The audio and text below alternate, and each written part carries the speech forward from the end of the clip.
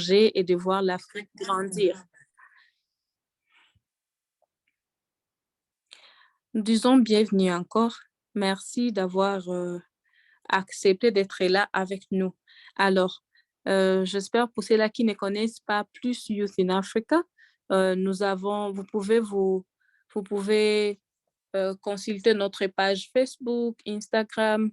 Vous aurez plus d'informations sur Youth in Africa. Une fois encore, bienvenue. Et nous allons directement passer au programme du jour. Alors, cette conférence avait comme thème l'égalité des genres aujourd'hui pour un avenir durable. En tant que femmes, qu'est-ce que nous faisons pour que l'avenir soit meilleur? Quelles sont nos contributions? Quels sont peut-être nos rêves, nos projets d'avenir? Alors, nous avons des femmes, des grandes dames qui sont là avec nous. Elles vont partager avec nous. Elles vont nous parler. J'espère que chacune de nous est vraiment attentive et elle est prête à recevoir quelque chose dans cette réunion d'aujourd'hui, bien sûr, à l'occasion de Journée internationale de droits de la femme. Hier, nous avons eu la session anglaise et aujourd'hui, on a la session française. Vu que Youth in Africa, c'est dans la plupart des pays africains et nous savons que en Afrique, on parle plusieurs langues, notamment l'anglais et le français et toute autre langue que vous connaissez.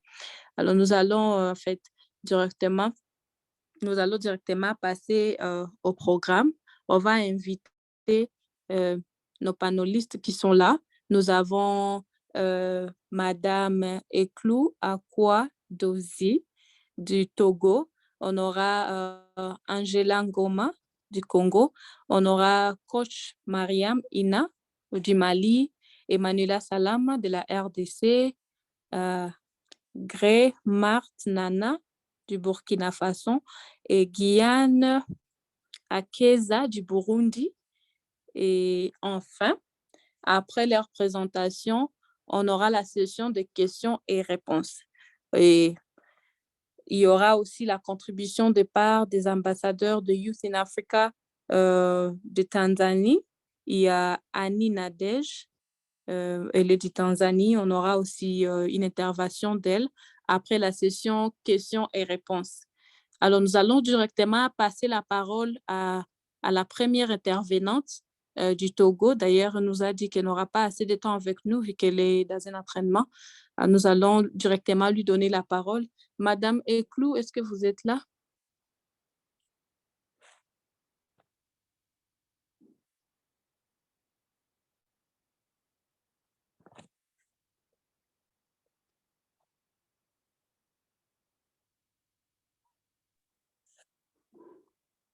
Madame Eklou, vous êtes là?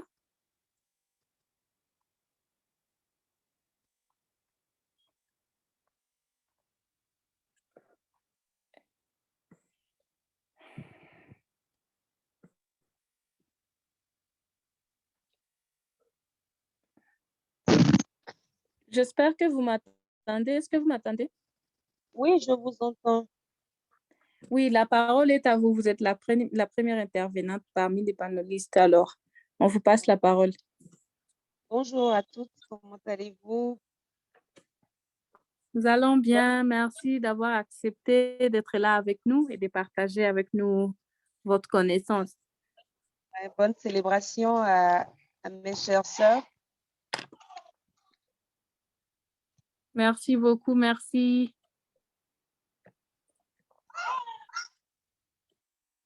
Allô? Oui, on vous écoute.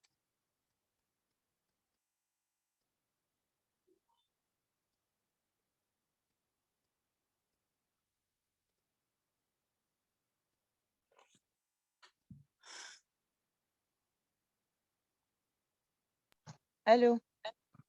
Oui, on vous suit. Oui, je vais parler de l'inégalité du genre, une forme d'injustice qui laisse tout le monde derrière. Je vais généraliser la chose comme ça. Dans le monde entier, nous avons les femmes et les filles continuent d'être victimes de discrimination et de violence. Et cette inégalité, malheureusement, existe dans tous les secteurs, partout dans le monde. Et malheureusement, ça freine le progrès et la prospérité de l'humanité. Vous êtes d'accord avec moi? Malheureusement, si on prend les chiffres globalement, dans 155 pays, il existe au moins une loi qui entrave les opportunités économiques des femmes. Et il y a l'écart de rémunération entre les sexes qui coûte énormément à l'économie mondiale. Seulement 23,7% des partenaires nationaux sont des femmes. Une femme sur trois subit une violence, une forme de violence physique ou sexuelle au cours de sa vie. C'est tellement, moi je vais plus me baser sur ces points-là, tout en poussant la chose en disant, nous devons, en fait, l'égalité devait commencer déjà dans nos foyers, dans nos maisons. Nous avons nos enfants déjà, moi j'ai une fille et un garçon, les enfants doivent être éduqués de la même manière. Quand je prends ma fille, ce que ma fille doit Madame faire à la... Eklou, je vais devoir vous interrompre. S'il vous plaît, vous pouvez parler en vidéo.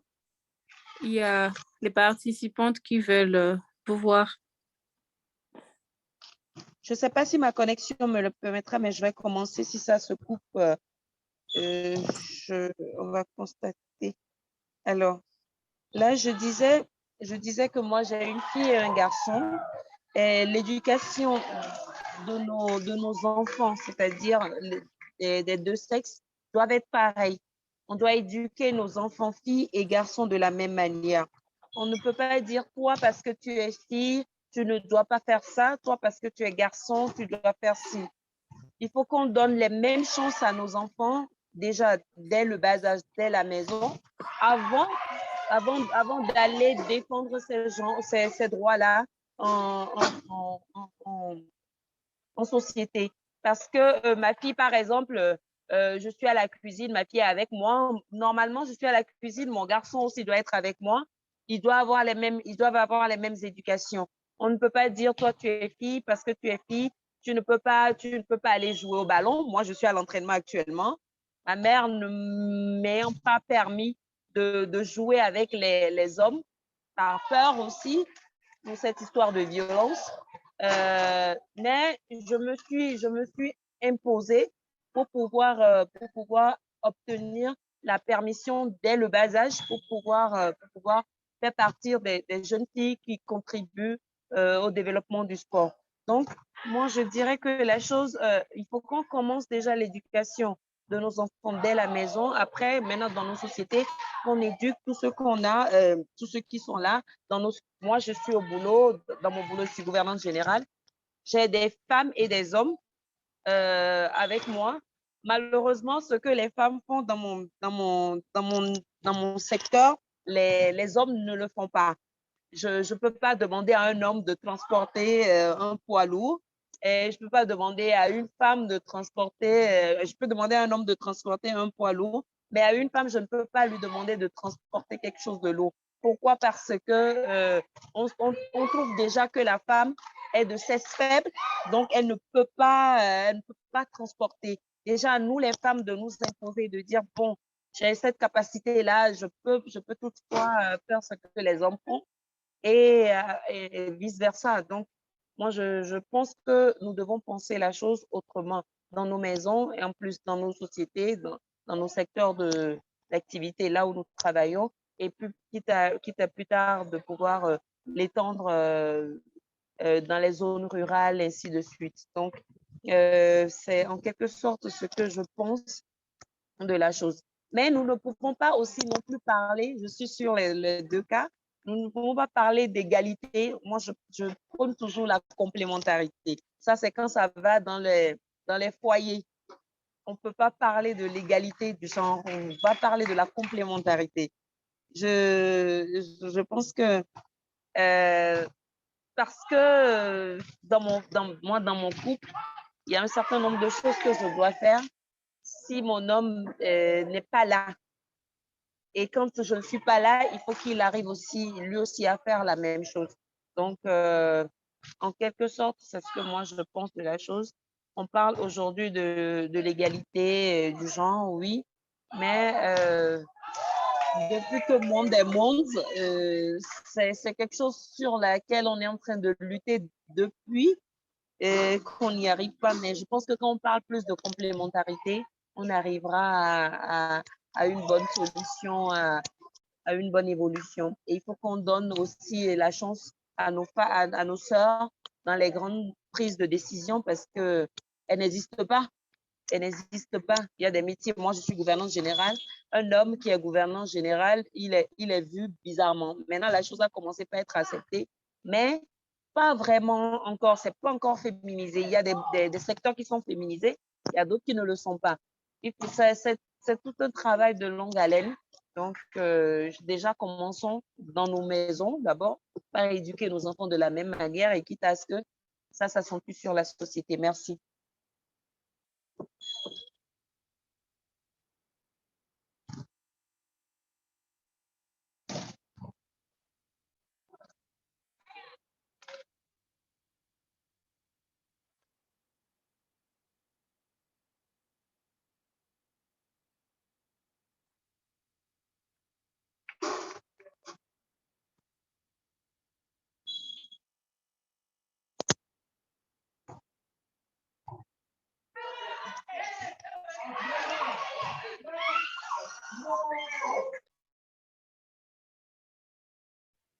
Ranisa, are you there? Oh, non. Oui, nous disons merci beaucoup, Madame Eklou, et nous rappelons à toutes les intervenantes que chacune d'elles aura 10 minutes pour faire sa présentation. Et nous allons directement appeler Madame Angela Ngoma. Bienvenue, vous avez la parole. Est-ce que vous m'attendez maintenant?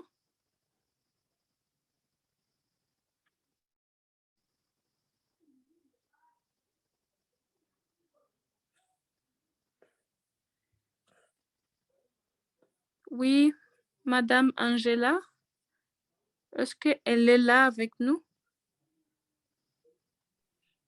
She's having problems logging in. She's writing to me now, so you can move on when she comes. Yeah, we can move to the next. Nous allons accueillir coach Mariam Ina du Mali. J'espère que vous m'attendez. Est-ce que vous m'attendez là? Oui, je vous entends, je suis là. Si vous Comme vous avez m'attendez, parce que demandé ma les connexion images. aussi est en train de faire un peu de caprice. Oui, je suis là. Est-ce que vous m'entendez Madame aussi? Myriam? Oui, je suis là. Vous m'entendez? Oui, bienvenue. Merci beaucoup d'avoir répondu à notre invitation. Merci, merci beaucoup. Alors, je commence en vidéo, mais s'il y a des faiblesses de réseau, je vais me mettre en audio aussi. D'accord. Alors, en ce qui concerne la question de droits des femmes, et selon mon expérience et mes vécus, j'accompagne aujourd'hui beaucoup de femmes dans le leadership féminin et la prise en main de leur poste de responsabilité. J'ai vu énormément de blocages qui viennent de nous-mêmes.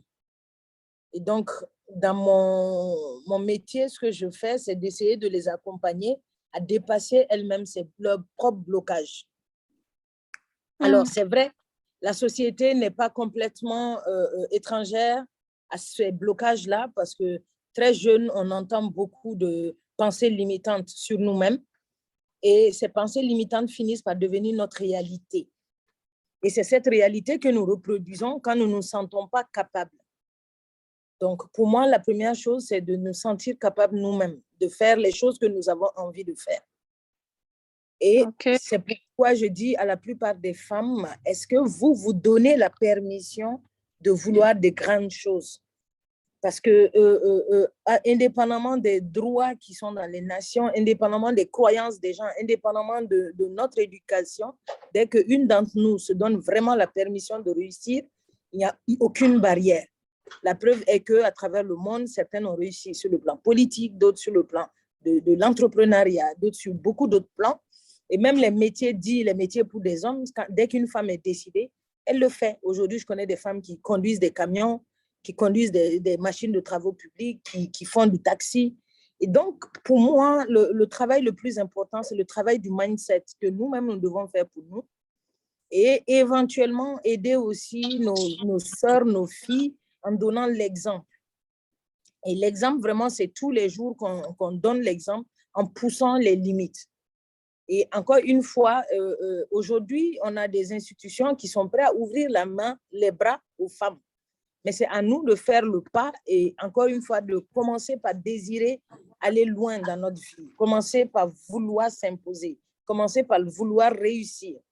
Et en la matière, quand je pose la question, par exemple, de la vision des femmes, si dans le même métier, un homme va vouloir gagner beaucoup d'argent, tu vas vouloir qu'une femme, elle voudra gagner un tout petit peu. Pourquoi? Parce que dans sa tête, si elle gagne trop, elle fait de l'ombre à son mari. Dans la société, elle est trop visible. Donc, c'est 1 sur 10 qui ose. Les autres, en réalité, le premier pas, c'est d'oser elle-même. Donc, de se donner la permission, ensuite d'oser et de se fixer des objectifs qui soient vraiment ambitieux. Ensuite, je suis d'accord qu'après, il y a un travail à faire parce que même quand on se donne la permission, on est dans des sociétés où on demande plus aux femmes qu'aux hommes. Ça, c'est clair. Donc, quand une femme veut, par exemple, prendre le leadership dans une entreprise, elle va travailler beaucoup plus qu'un homme. Elle va travailler aussi parce qu'elle a d'autres rôles à jouer en dehors de l'organisation. Les hommes, on leur demande d'être efficaces au travail. Une femme, si tu es efficace au travail parce que tu veux un bon poste, au niveau de ta famille, ça ne diminuera pas beaucoup ta tâche. Tu devras faire quand même l'intendante. Tu devras être la responsable nounou de la maison.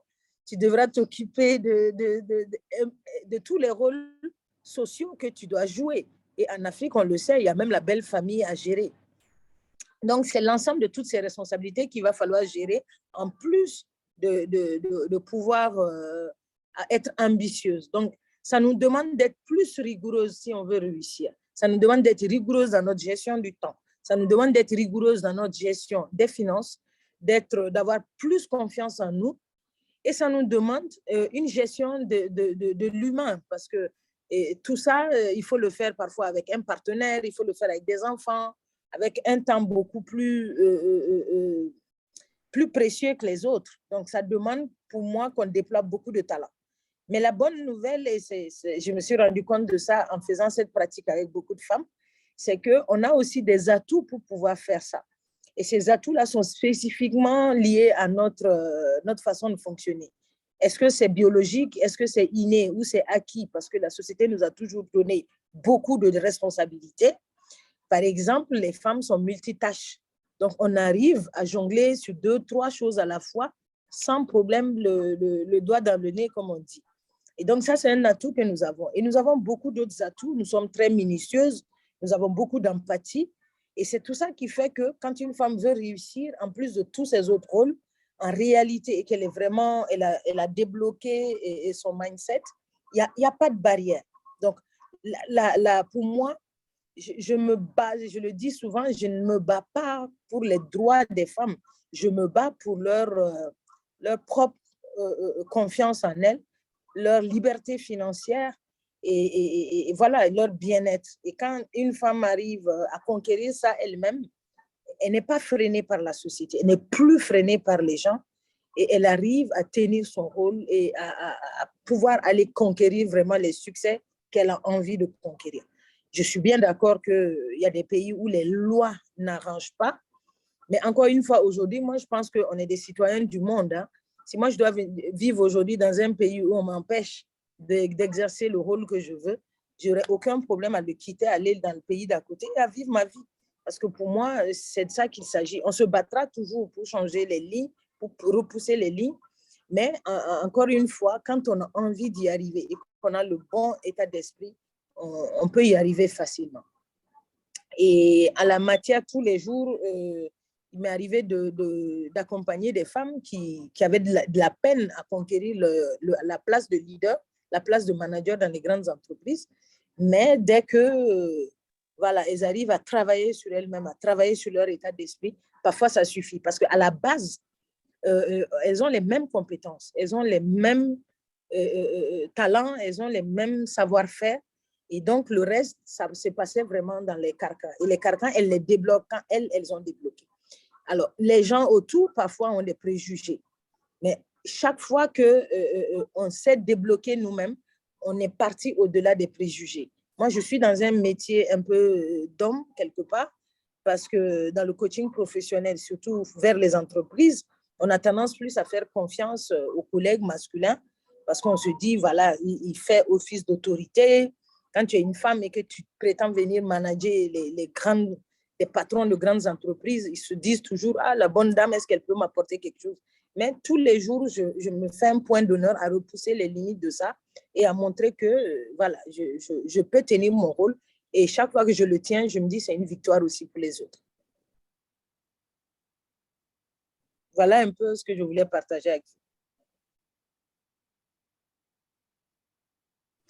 Merci beaucoup, coach Myriam du Mali. En tout cas, il y a quelque chose qui a vraiment retenu mon attention, c'est ce que vous avez dit sur les mindsets. C'est vraiment très, très important. C'est un rappel pour nous, c'est un rappel pour les dames, les dames qui ont de rêves, des grands rêves, en fait, dans le leadership, ou bien dans des entreprises, des dames qui veulent commencer à prendre de grandes décisions ou peut-être qui veulent guider même un groupe d'hommes.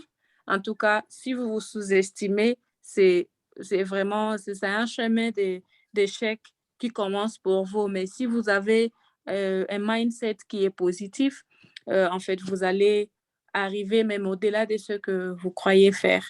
Alors, nous allons directement inviter Madame Emanuela Salaman. Je ne sais pas si elle est là avec nous.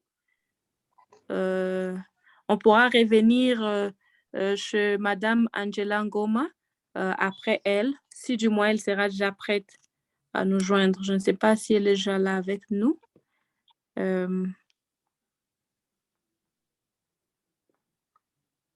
Madame Emanuela, est-ce que vous êtes là? Je vois qu'elle n'est pas connectée. Nous allons inviter. Ambassador Rain. If Angela is in, I can call her. Nous allons inviter Madame Angela Ngoma. Et elle va intervenir. Bienvenue Madame Angela. Bonsoir. Bonsoir. Je suis arrivée un peu en retard. De mettre un peu en vidéo pour que les participants puissent vous voir. Ok. Peut-être juste pour quelques minutes. D'accord, il n'y a pas de souci. D'introduction. Je suis arrivée un peu en retard. Je n'ai pas trop bien suivi ce que la dame a dit tout à l'heure. Je suis arrivée parce que j'avais du mal avec l'application. OK. Donc, enfin, voilà. vous êtes là. Merci beaucoup. Bienvenue. Oui, merci. Oui, en fait, si nous sommes là, c'était à l'occasion de Journée internationale des droits de la femme. C'est pourquoi Youth in Africa a jugé bon d'organiser une conférence et on a invité les experts tels que vous-même pour venir nous partager sur votre expérience sur l'égalité du genre aujourd'hui pour un avenir durable. Donc, vous allez nous parler, vous allez partager avec nous vos pensées, ce que vous pensez qu'on peut faire mieux pour enfin arriver à atteindre cet objectif-là.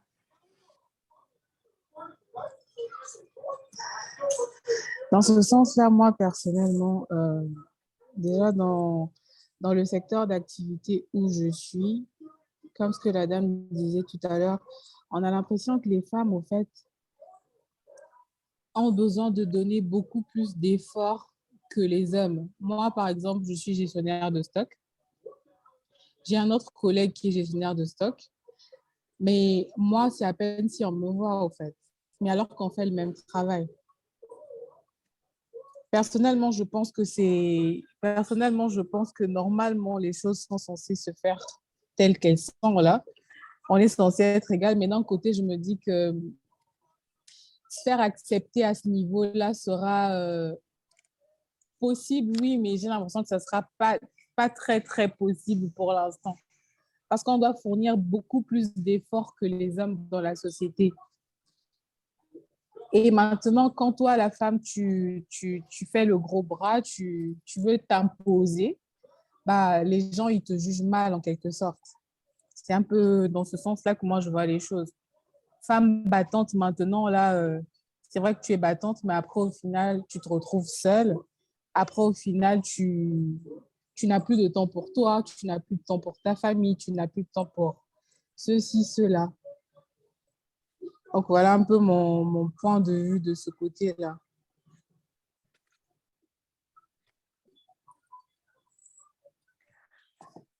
Merci beaucoup et merci d'avoir été brève. Peut-être ça va venir dans les questions par Oui, rapport à votre intervention a été aussi captivante et c'est quelque chose qui nous donne plus l'occasion de réfléchir là-dessus, de voir qu'est-ce qui pourrait être une solution par rapport à ça, le fait que les femmes, elles doivent fournir beaucoup plus d'efforts, l'effort double que les hommes pour arriver à mériter quelque chose. Merci beaucoup. de rien, il n'y a pas de souci.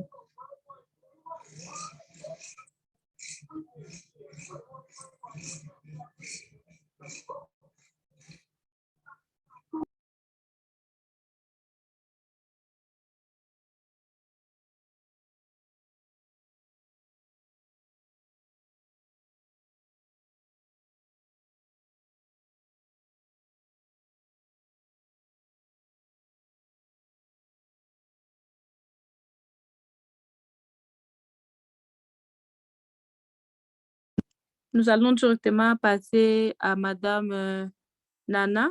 Si Madame Emanuela n'est pas là, on va directement passer à Madame Nana du Burkina Faso. Vous êtes là?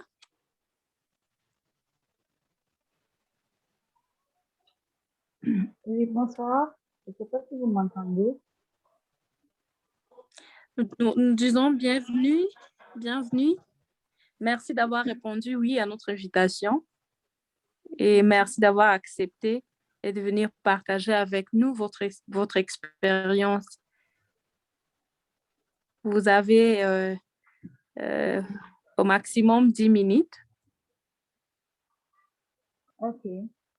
Donc, bonsoir à toutes et à chacun. Merci pour l'invitation. Déjà, ça fait plaisir de faire partie d'un groupe comme ça.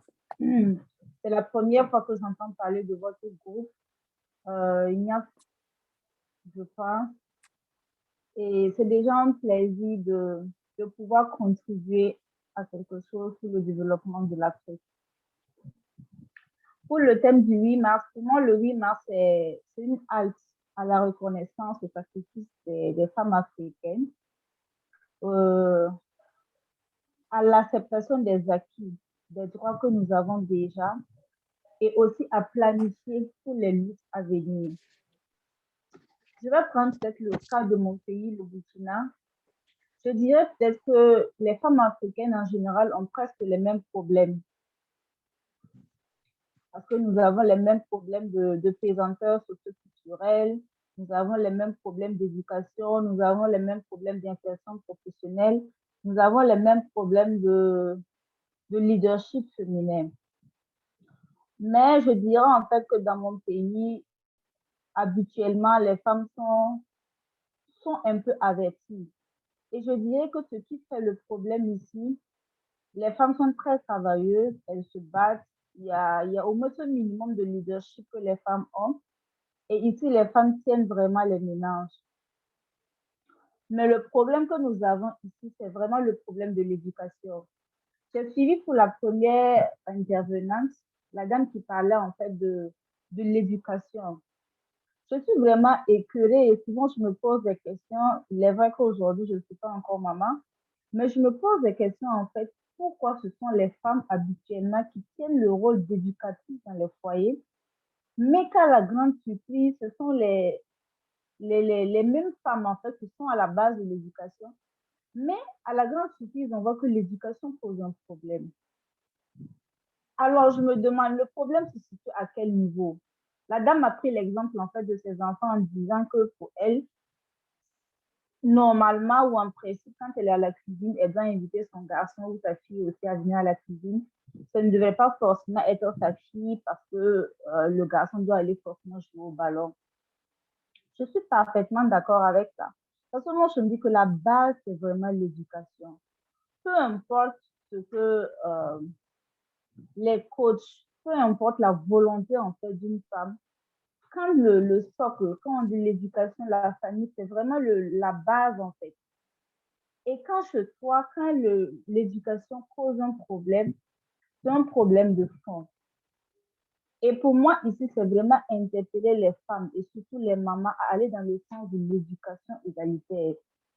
Il n'y a pas de raison que Myriam lave les plats pendant que, je ne sais pas, Alex ou n'importe quel autre garçon fasse jouer au ballon. Je me dis que la base, c'est vraiment déjà ça. Il faut éduquer les enfants sur un pied d'égalité, leur offrir les mêmes chances. Parce que je me dis que déjà, nous avons un atout d'être éducatrice pour le moment. Quoi qu'on sait qu'en Afrique, les hommes ont démissionné de l'éducation des enfants. Donc, si nous avons la faveur pour éduquer les enfants, que l'on aille dans le sens de l'éducation égalitaire. Parce que quoi qu'on dise, ça nous rattrape. De la même manière, tu n'éduques pas ton garçon à être respectueux envers la femme, à ne pas battre la femme, à ne pas à être responsable et ainsi de suite. C'est de cette même manière, en fait, que ta fille va aller épouser un autre homme qui sera aussi éduqué par une femme. Donc, moi, je me dis en fait que la base, c'est vraiment l'éducation. L'éducation, c'est la base.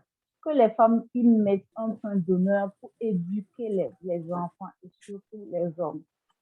La deuxième intervenante parlait en fait du poids de la femme, les sacrifices. Il faut en fait joindre les deux bouts. Je suis responsable de cabinet et je peux vous dire en fait que c'est exactement ce qui se passe. Parce que tu es obligé en fait de travailler 2 fois ou 3 fois plus que les hommes, déjà pour te faire une place professionnelle. Et aussi, quand tu reviens à la maison, il faut en fait tenir un foyer. Et comme on le dit en Afrique, tenir un foyer, c'est tout un tout en fait. Ce n'est pas seulement venir faire, ce n'est pas comment on dit ça, te marier et te rester juste avec ton mari. Non, il y a beaucoup d'autres choses qui courent derrière. Il y a la belle famille qui est là, il y a les enfants, il y a tout un tout en fait. Donc, la tante disait tout de suite que nous, les femmes, nous avons un peu d'avoir, ou d'être du tout château, on est multitâche, on peut faire plusieurs choses à la fois. À ça, moi, je dirais en fait que c'est peut-être parce qu'on n'a pas le choix. Sinon, à un moment, on a bien envie de se reposer, mais c'est parce qu'on n'a vraiment pas le choix. Donc, on est obligé de le faire. Donc, je reviens encore à l'éducation où je me dis, c'est à nous, femmes, d'éduquer nos garçons. De telle sorte que normalement, quand tu épouses une femme qui a des aspirations professionnelles ou qui a des grandes ambitions, que tu puisses être le mari responsable, en fait, qui puisse accompagner cette dernière. Pour le troisième point, moi, je vais peut-être revenir en fait sur le point de la première qui a parlé de complémentarité. Là aussi, je suis parfaitement d'accord avec elle quand elle parle de complémentarité dans le foyer. Parce que quoi qu'on dise, pour l'épanouissement d'une personne, peu importe que ce soit homme ou femme, à un moment, on a bien envie d'avoir sa petite famille, de consolider en fait un foyer. Donc, c'est toujours important en fait d'en parler quand on parle de l'égalité des genres.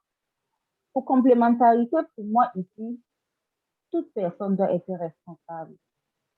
Et dans la responsabilité, que chacun puisse jouer sa partition.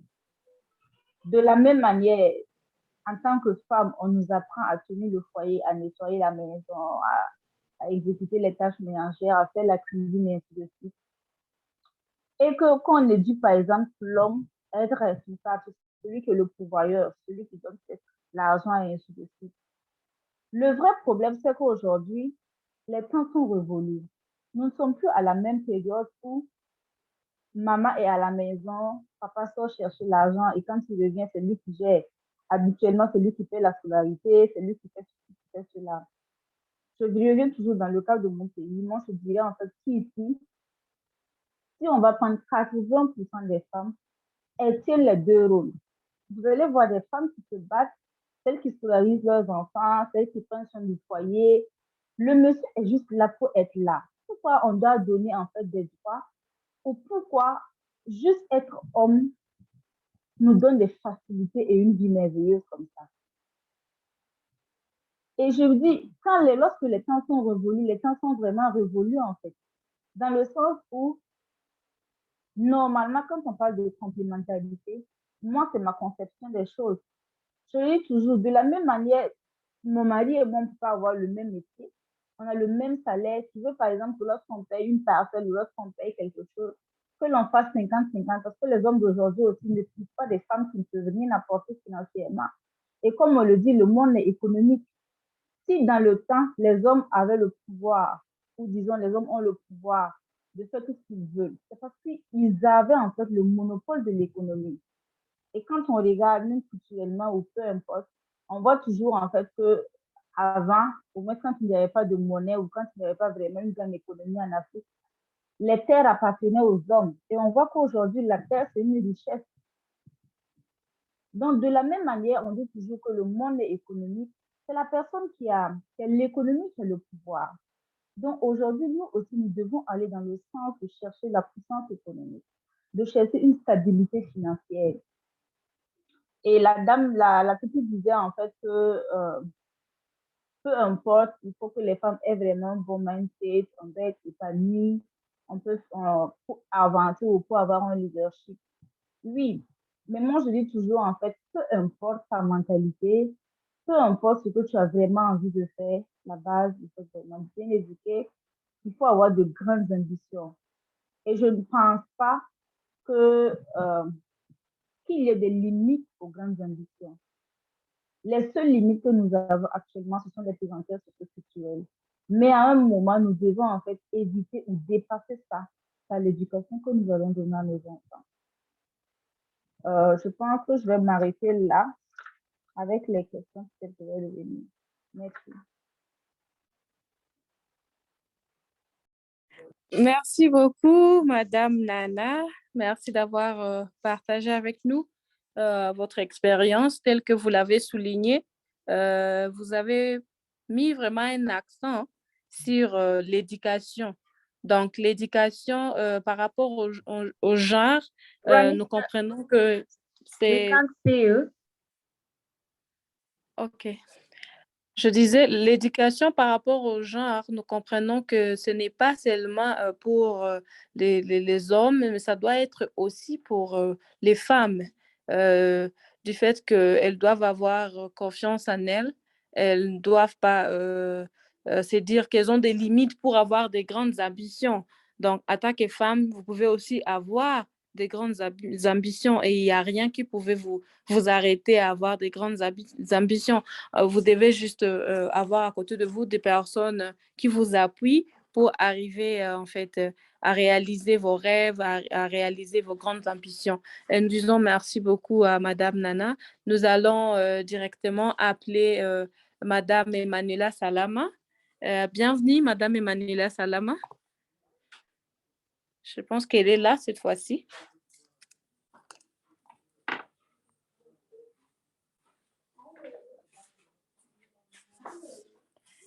Madame Emanuela, est-ce que vous m'entendez?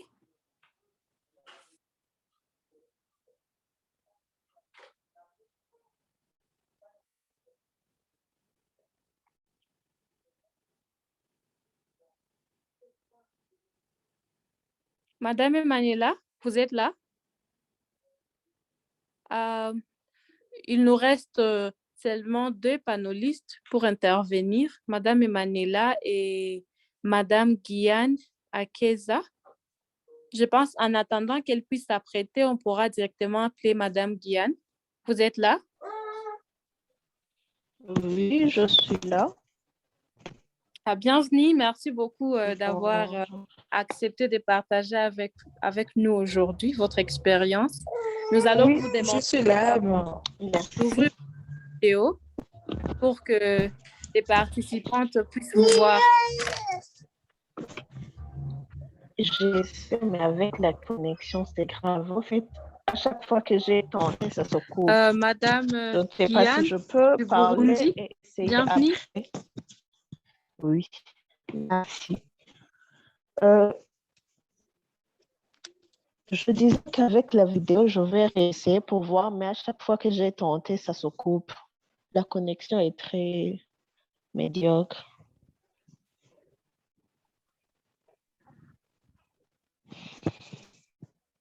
Allô?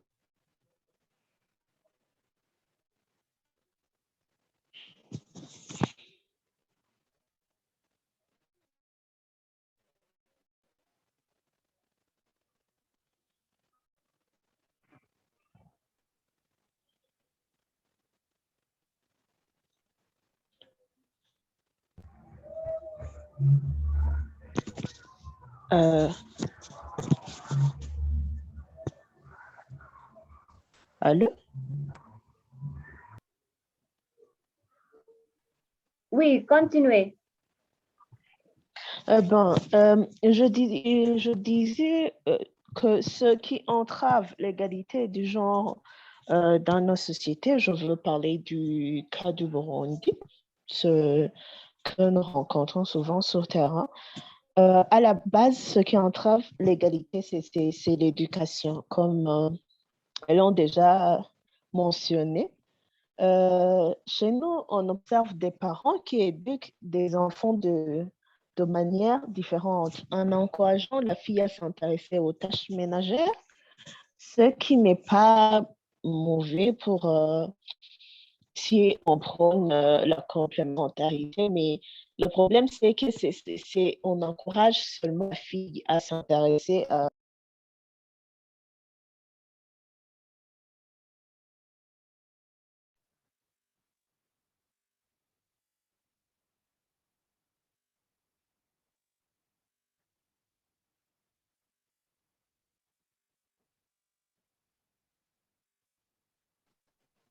de beaucoup et de miser sur la réussite financière, ce qui entrave l'avenir de la femme.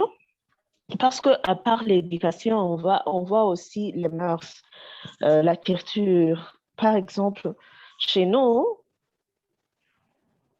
la femme était limitée dans le temps parce que on disait qu'une femme ne peut pas construire une maison parce que la maison va avoir des fuites dans la toiture, que la femme ne peut pas prendre la parole en public parce que la culture préconisait qu'une poule ne peut pas crier quand il y a un coq.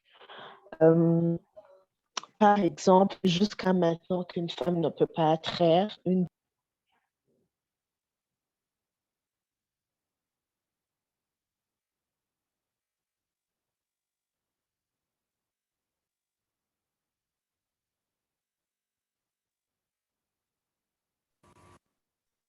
l'éducation et les mères sont pour entraver l'épanouissement de la femme, mais heureusement que ça commence à changer. Mais la route est encore longue de façon que même, même si on parle de l'éducation, des mœurs, de notre culture, en d'autre part, il y a aussi la femme. La femme qui se sent toujours inférieure, la jeune fille qui n'est pas ambitieuse. Donc, la jeune fille qui n'est pas ambitieuse, c'est celle qui va donner une femme qui se sent inférieure ou qui se sent incapable. Ce qui fait que, par exemple, on observe que les femmes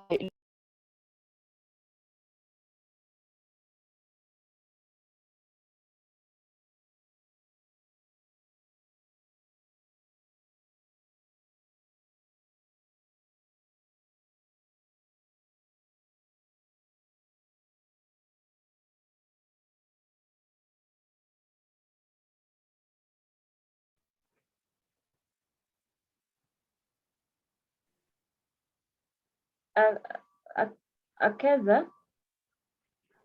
oui,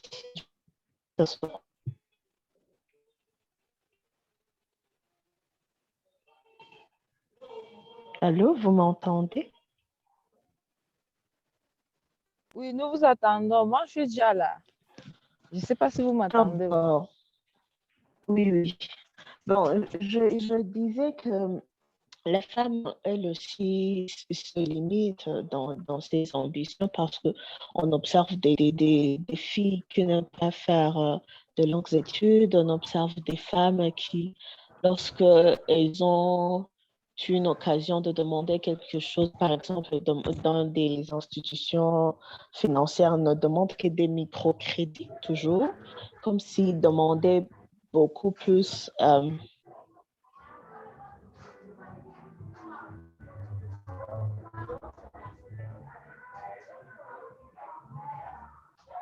Helen, are you there? Ranisa, are you there? Et la solution pour nous, par exemple, dans notre organisation, on prône l'épanouissement de la femme par ses initiatives. Ce qui fait que la femme cherche à s'autodépasser, cherche à faire beaucoup plus pour gagner sa place, pour prendre la place qu'elle mérite et non la place qu'on lui offre parce qu'elle est juste femme.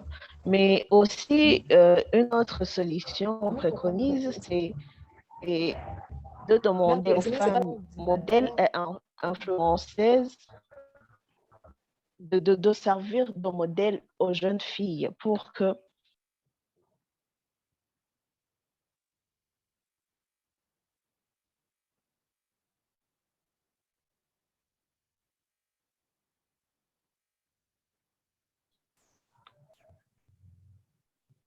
donc, ça, bon, je vais m'arrêter un peu par là. Je ne sais pas si vous m'avez entendu parce que c'est un problème, ça se coupe.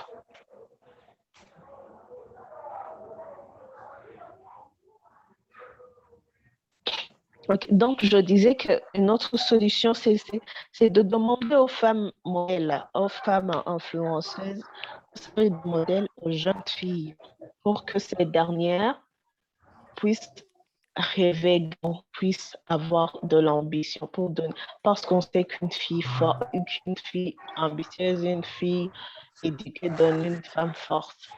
Merci.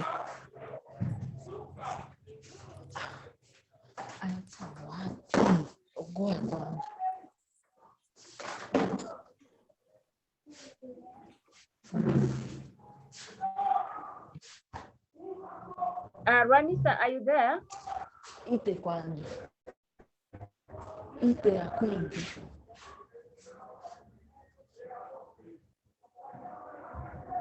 Ranisa?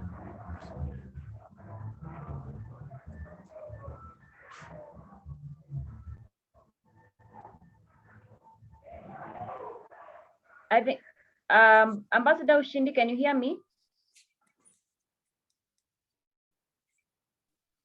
Yes, very well. Yes, Hello. oui, je disais, en fait, Madame Emanuela, vous avez intervenu juste quand l'autre était en train de parler et quand on l'a perdu. Si vous pouvez juste reprendre ce que vous avez dit, ce que vous avez présenté pour qu'on puisse, pour une bonne compréhension, en fait.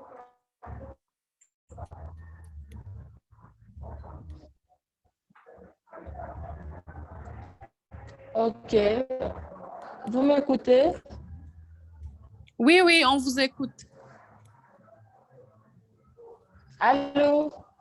Oui, on vous écoute. Allez-y. Allô? Bonsoir oui, on à tout vous le suit. monde.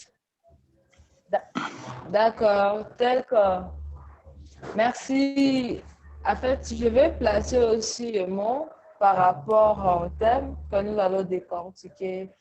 Et je vais commencer d'abord à dire que le problème de l'égalité, c'est pas aujourd'hui qu'on va juste trop marteler sur ça parce que mes prédécesseurs ont beaucoup martelé sur l'éducation et je suis tout à fait d'accord avec elles. Nous sommes ensemble. Hein? Je ne sais pas si vous m'écoutez. Allô? Allô, très bien. Oui, Allô? moi je vous écoute bien. Oh, ok, merci beaucoup. Je disais que le problème de l'égalité commence à l'éducation tel que les autres ont dit, mais je ne peux pas trop parler sur l'éducation. Non, je vais juste toucher le point même essentiel, ce que j'ai préparé. En fait, pour un développement durable tel que nous avons attendu, et pour que l'égalité règne au sein d'une famille, au sein de la communauté, en fait, ça commence d'abord à la famille, tel que vous avez dit par rapport à l'éducation. Mais cela n'empêche à ce qu'on puisse aussi dire par rapport aux différents équivalents qui empêchent à ce que cette égalité règne. Et c'est ce que je voulais d'abord commencer par ces différents fléaux qui empêchent à ce que l'égalité règne pour l'évolution en fait. Nous sommes ensemble? Allô? Allô, allô. Oui. Allô? Allô, Là, vous nous m'écoutez vous très bien. captons, En fait, c'est que, nous vous oui, captons, madame. ok, merci. Je disais que je vais commencer d'abord à donner des activalaires ou soit des choses qui empêchent à ce que l'égalité règne au sein de la société ou soit de la famille. Nous allons commencer d'abord à donner la coutume. En fait, nous savons bien que pour que l'égalité puisse être respectée, même à l'éducation telle que les prédécesseurs ont dit, si la coutume n'accepte pas assez que cette notion puisse régner à la famille, franchement, je vous assure que ça va vraiment créer des dégâts et puis les enfants eux-mêmes ne vont pas comprendre et cette mentalité ou soit cette réflexion va grandir dans les enfants au fur et à mesure qu'ils sont en train de grandir et c'est ce qu'on constate même dans la société actuelle. Donc, la racine de choses qui fait ce que l'égalité ne puisse pas être là, c'est d'abord la coutume. Et nous qui sommes aujourd'hui ici comme panélistes, nous devons connaître quelles sont des coutumes à prendre en considération et quelles sont des coutumes qu'on doit encore travailler sur ça pour que l'éducation puisse être valable ou l'égalité puisse être valable dès les bas âges. À la deuxième position, je préparais juste la religion. En fait, nous savons qu'il y a des diversités de religions, mais parfois, lorsque par exemple, il y a les autres religions qui disent que les femmes et les hommes ne doivent pas faire le même boulot ou soit tel travail est juste destiné à l'homme et tel autre travail est juste destiné à une femme.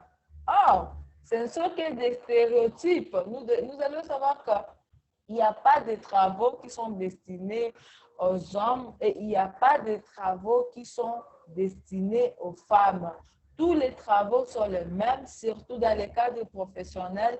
Tout ce qu'une femme peut faire et tout ce que l'homme, peut-être, peu importe régner, tout ce que nous faisons aujourd'hui doit marcher ensemble à ce que nous allons montrer comme exemple aux autres officiers.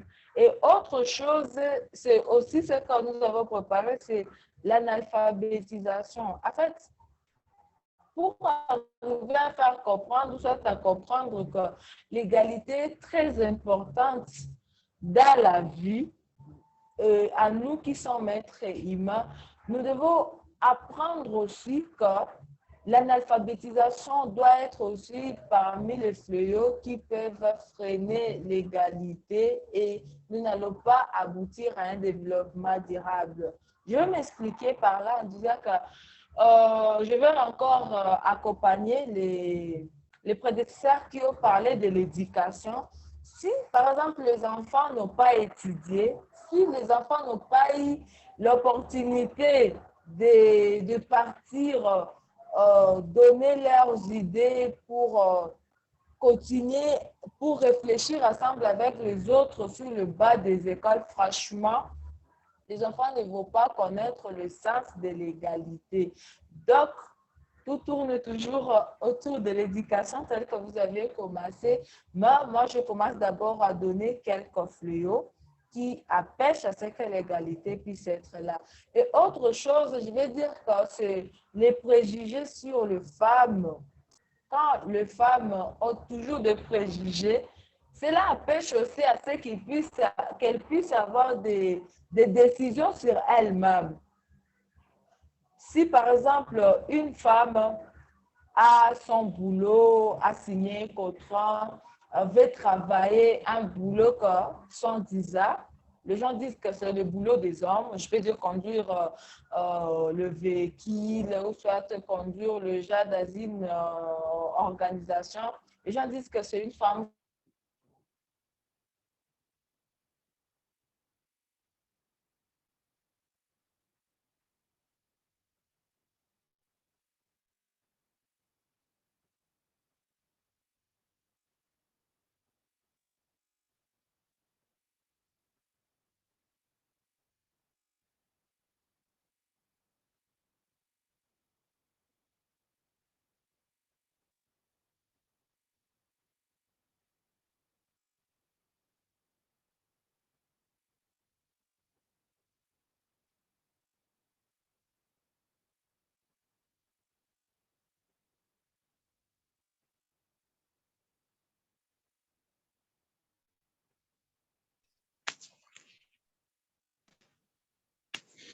Allô?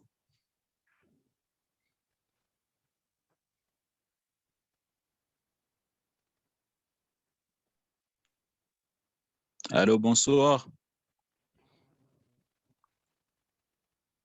Mhm.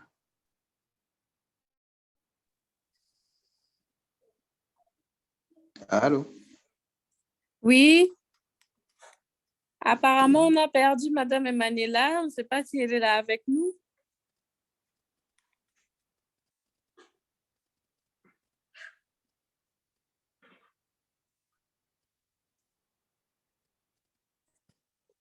Là.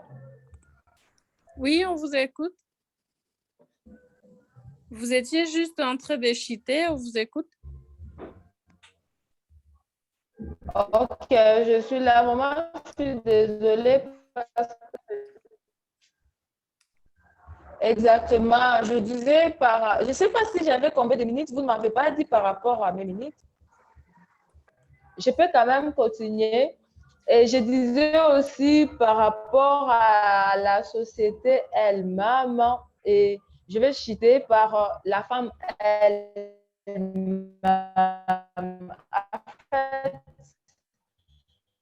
nous savons que nous, les femmes, nous sommes actrices de développement. À notre processus, arriver à barrer, à briser les murs qui se passent, à briser toutes sortes de stéréotypes qui se passent. Donc, nous devons nous mettre aussi main à la main pour que les choses puissent partir en avant. Et pour chuter, Madame Hélène, je ne sais pas si vous m'entendez. Oui, on vous suit.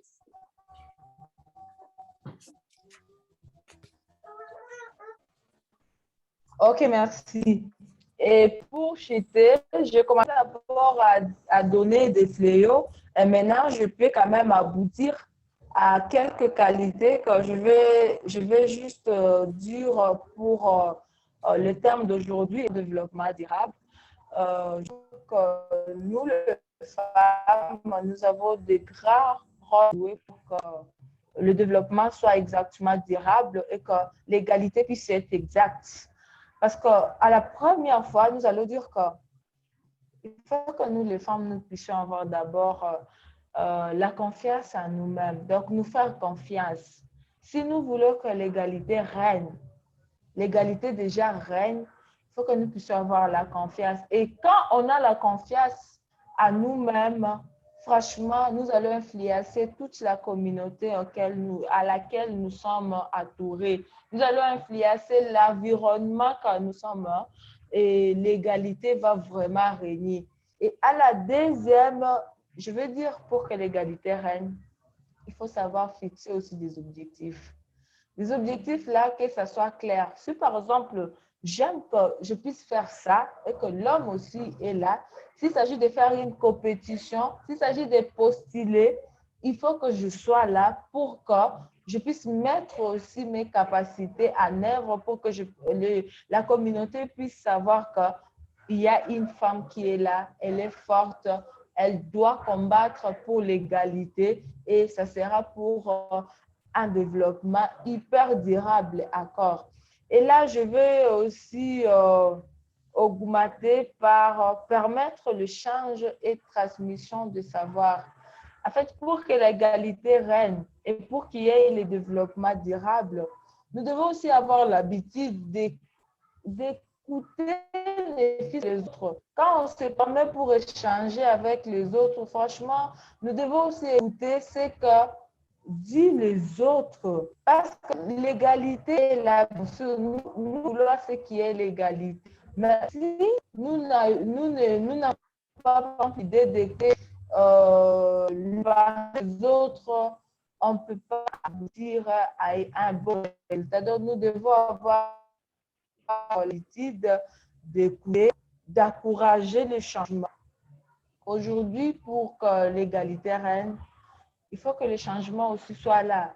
Pour que l'éducation règne et l'éducation de base puisse réussir, le changement est très important afin que tout le monde puisse mettre la main à la pâte pour que nous puissions aboutir au combat que nous avons toujours fait depuis bien avant. Et savoir écouter et avoir la conviction. Franchement, si nous avons la conviction que l'égalité là va régner, l'égalité là va faire un développement durable, à Lingala Odi et Kosimba, parce que je vais transmettre aux autres personnes, ça va réussir. Et Kosimba veut dire ça va réussir. Et pour clôturer, Miss Hélène, je vais dire que le moment est déjà là pour que l'égalité puisse régner aujourd'hui et pour qu'il y ait un développement durable. C'est nous, femmes, qui sommes d'abord au centre de toute autre chose. C'est nous, femmes, qui sommes là pour l'éducation. C'est nous, femmes, qui sommes là pour briser toutes sortes de stéréotypes. C'est nous, femmes, qui sommes là pour que la nation ou soit la communauté puisse changer. Et nous devons mettre la main à la pâte pour accompagner les autres personnes qui ont encore des stéréotypes en elles, pour accompagner les autres personnes qui ont encore de mire en disant que pour accompagner des coutumes qui disent qu'une femme ne peut pas faire ça, une femme ne peut pas faire autre travail. Or, c'est possible que les femmes et les hommes puissent travailler ensemble pour que je suis géniale. Merci beaucoup, Hélène.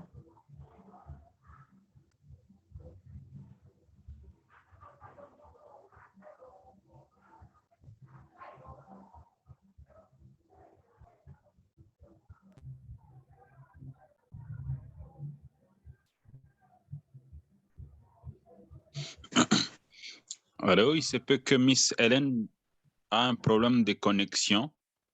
Elle serait presque partie, mais on est pratiquement à la fin.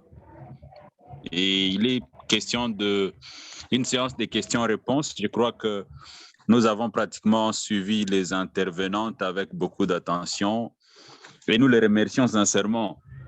Ils nous ont apporté de messages combien inspirants et puis déjà cette conférence prouve que les femmes peuvent, non seulement peuvent, mais aussi elles ont du pouvoir. Alors nous allons pratiquement ouvrir la plage pour les questions et réponses. Vous posez votre question directement à l'intervenante et elle note pour permettre que nous avancions rapidement. À vous. Merci.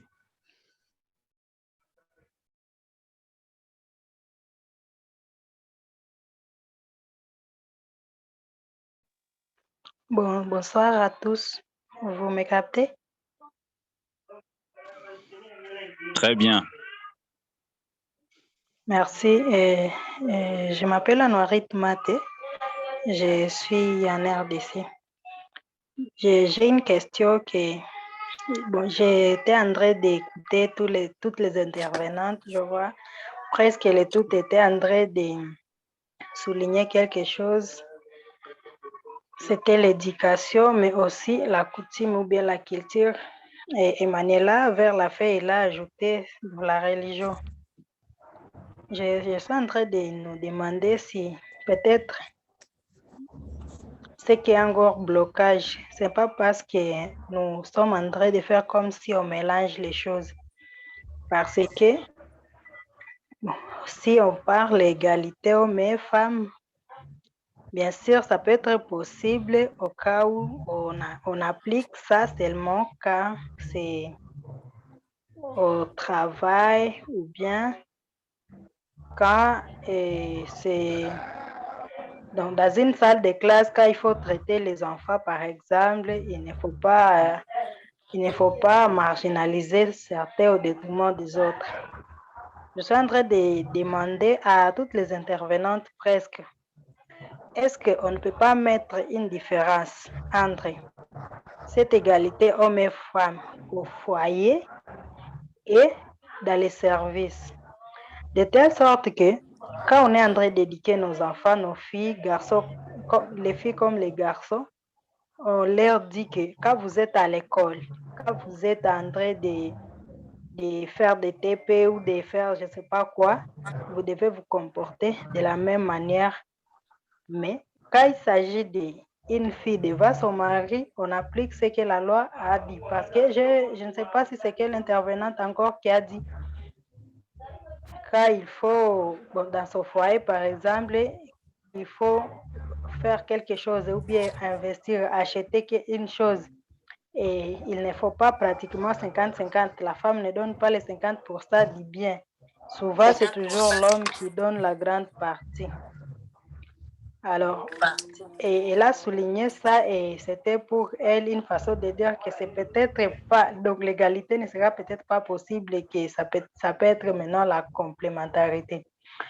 J'ai compris que si dans les foyers, on peut s'arrêter au fait que dans les foyers entre mari et femme, là-bas on sensibilise qu'il faut une complémentarité, mais quand on est au service, les tâches que la femme fait, ça peut être que les mêmes choses que ce que l'homme va faire et ou bien on ne peut pas les marginaliser du côté salaire ou bien du côté congé parce qu'il y a même les hommes qui réclament pourquoi la femme va avoir 3 mois de congé de maternité.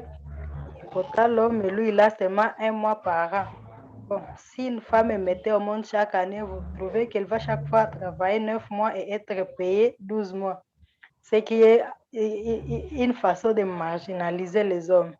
Alors, je voulais que les intervenantes essaient de réfléchir à propos et nous dire ce qu'elles en pensent. Merci. Merci beaucoup. Je pense que la question que vous avez soulignée là, c'était la première intervenante. C'était Madame Eklouf, c'est elle qui a parlé de la complémentarité. Je pense que si elle est ouverte, elle pourra répondre à cette question ou toute autre intervenante qui se sent à l'aise de les faire.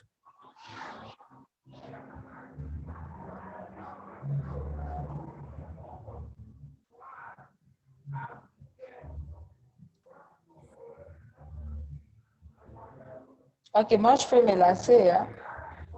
Oui, allez-y. Merci, même si bon, la question est quand même adressée à tout le monde.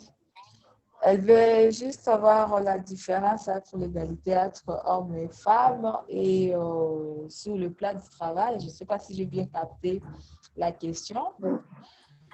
Je vais donner d'abord mon point de vue. J'ai quelques intervenants là pour me compléter. Je vais commencer d'abord à donner l'exemple des TP sur les étudiants sont là pour se compléter. Oui, ils doivent savoir que l'égalité que nous parlons aujourd'hui, donc, c'est pas pour eux qu'on avait dit que c'est d'abord à l'éducation. Parce que quand l'enfant grandit, même au milieu professionnel, même à l'université, ils vont toujours comprendre, doit travailler, peu importe les difficultés. Même si, par exemple, on nous donne les TP, on nous donne des hétéros, il y a les groupes qui est toujours mixte, et les femmes et les hommes sont là. Parfois,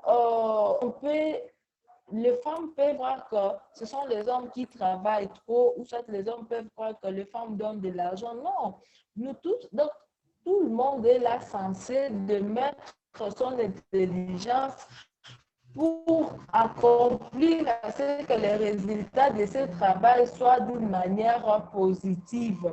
Là, c'est par rapport à ce que j'ai donné d'abord au milieu universitaire. Donc, les femmes et les hommes doivent se mettre ensemble pour travailler, peu importe les circonstances. S'il y a toujours des activités pour réfléchir et les donner et donner des solutions concrètes par rapport à ces TP. Je ne sais pas si j'ai me fait comprendre, soit je réponds. Oui, merci beaucoup pour cette intervention, Madame Emmanuela. Je ne sais pas si vous avez fini. Vous avez épuisé votre idée, mais je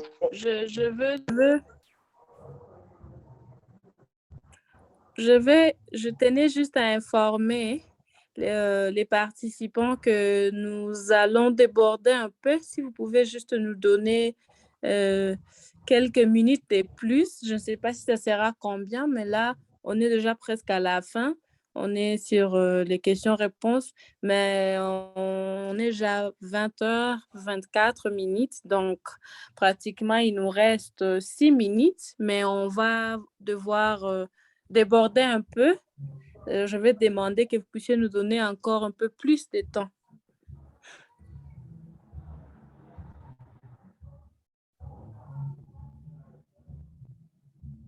Et pour aux intervenants, toute personne qui va prendre la parole, s'il vous plaît, essayez d'être plus synthétique que possible parce qu'il ne nous reste pas beaucoup de temps.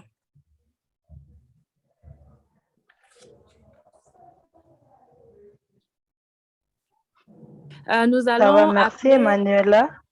Nous allons appeler directement Madame Soumaya. Je ne sais pas si j'ai bien saisi. Elle est de Comoros. Des Comores. Je ne sais pas si j'ai bien saisi son nom. Bonsoir.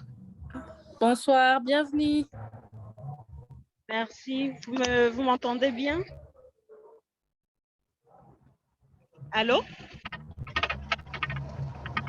Oui, nous vous attendons. D'accord. Eh bien, bonsoir à tous. Je vais me présenter. Mon nom, c'est Soumaya Goulanri. Je suis comorienne. Actuellement, je suis en Côte d'Ivoire. Je vais essayer d'être un peu plus brève puisqu'on n'a pas assez de temps. Je suis venue un peu en retard. Je m'excuse encore parce que j'ai eu un petit problème de timing. Et donc, je voulais juste intervenir un peu pour parler un peu du cas des Comores, brièvement. Il y a quelque chose qui est revenu plusieurs fois, la culture et la religion.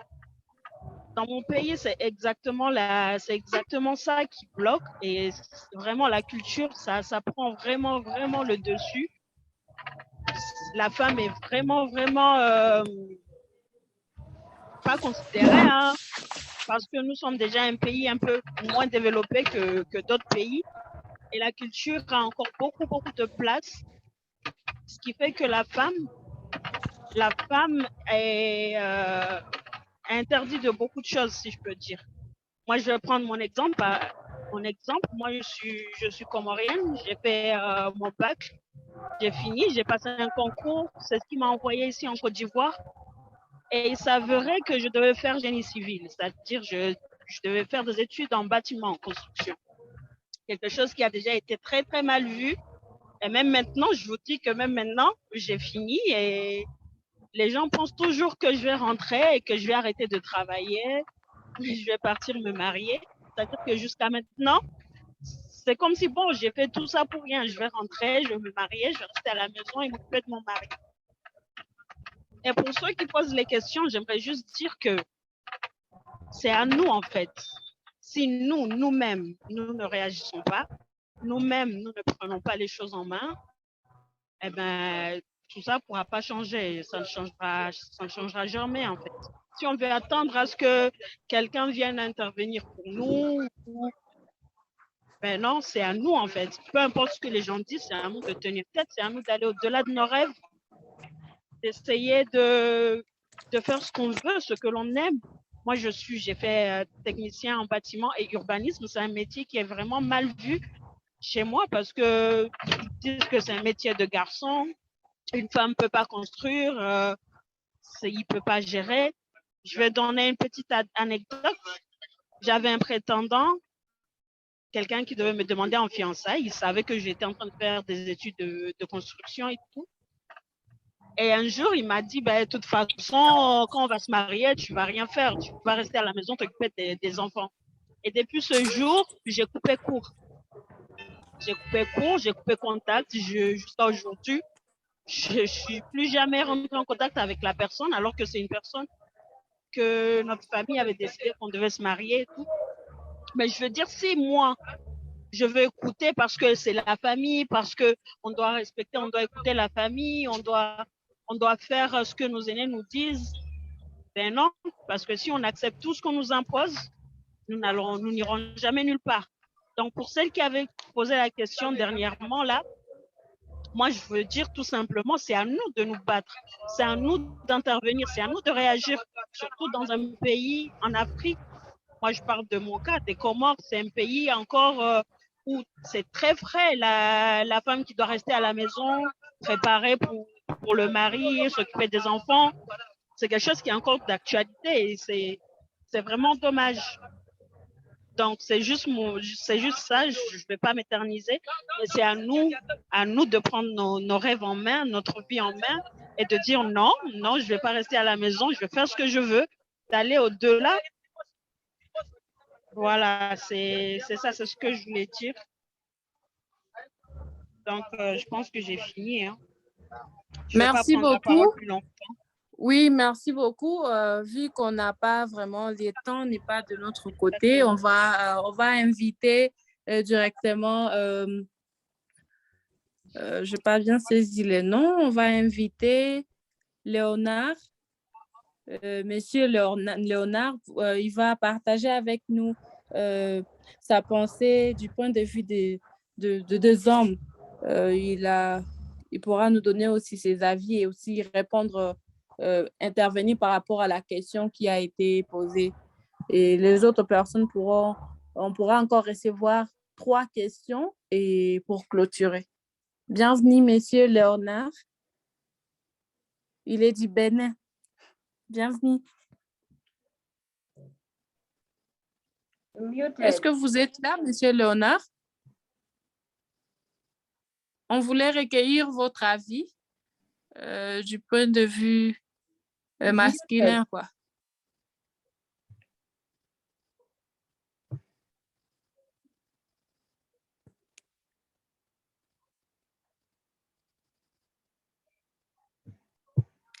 Léonard, est-ce que vous êtes là? Je ne sais pas si vous me suivez, mais est-ce que vous êtes là avec nous? Réactiver. Allô? Is the speaker on? Oui.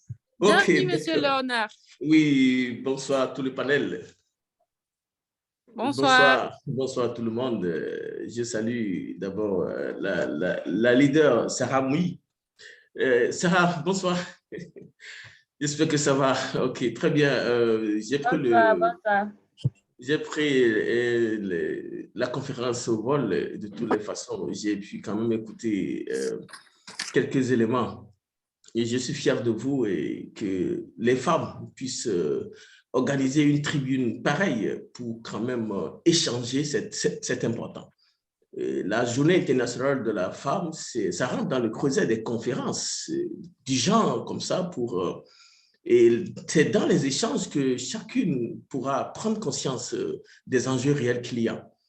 Ce que j'allais dire, simplement que si le jour où chacune des femmes ou chaque femme prendra conscience de son estime de soi, prendra conscience de sa valeur, de ses compétences, de sa capacité à s'affirmer, je pense que toute la problématique sera réglée.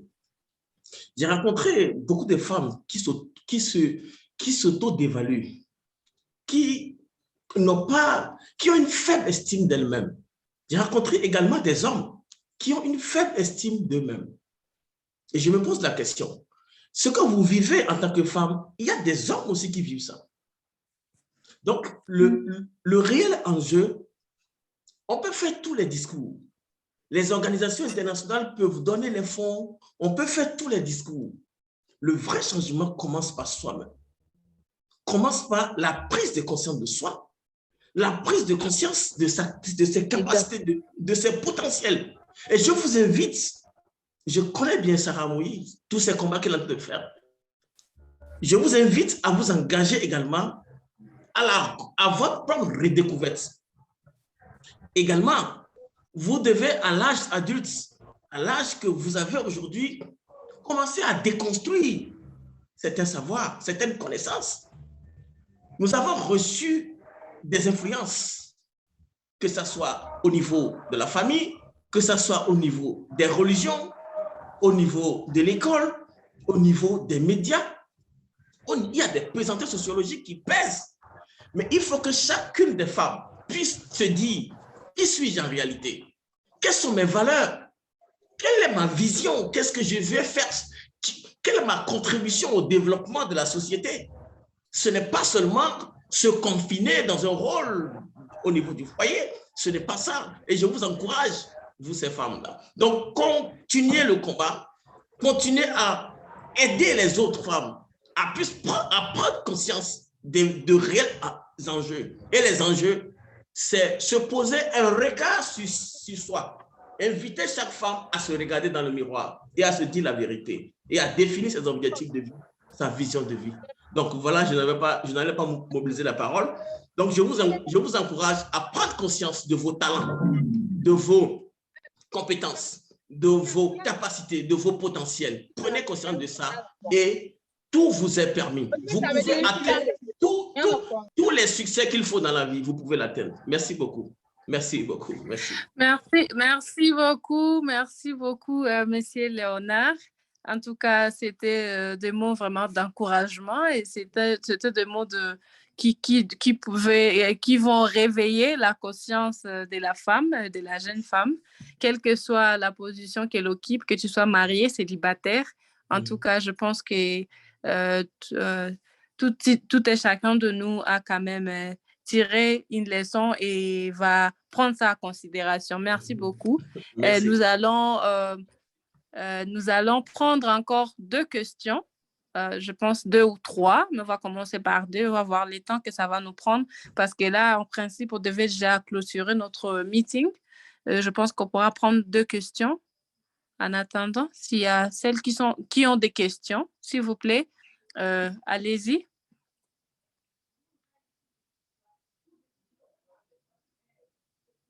Mesdames, est-ce qu'il y a des questions? Excusez-moi, j'avais une petite question. Oui. À l'endroit de M. Léonard.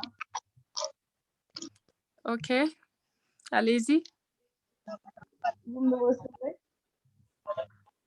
Oui, on vous suit. Allez-y. En fait, si c'est possible pour lui de répondre,